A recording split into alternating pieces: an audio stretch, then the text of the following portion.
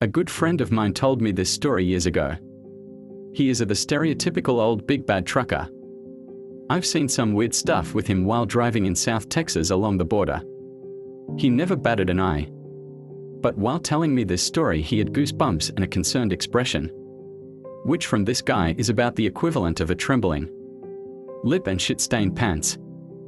I'll tell this story in the first person as he told it to me. Years ago in the late 90s, I was on my way from the house, Central Texas, heading to Laredo to pick up a load. It was early morning, around 4 or 5. I had just come off a string of days at home, so I know I wasn't tired. I am on one of those 2-lane winding roads in the absolute middle of bumfuck nowhere, when I see something on the side of the road at the edge of my high beams. At first I just thought it was roadkill, as is usually the case.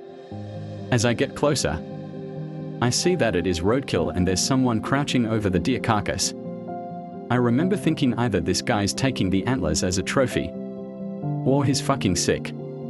As I got closer still, I can now see that's this guy's eating the fucking deer.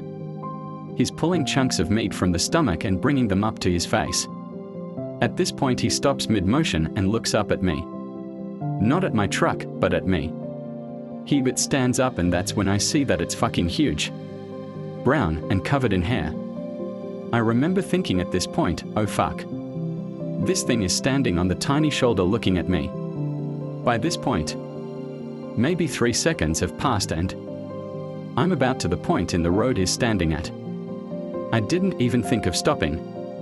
In fact, I'm starting to lay on it and get the hell out of there. As I'm passing it, it's looking at me. Again, not at the truck. It's looking through the driver's side windshield at me. He obviously has the intelligence to know that there's a driver in here, and knows where I'm sitting. As I start to pass him, I can still see its head above the hood of an old needle nose.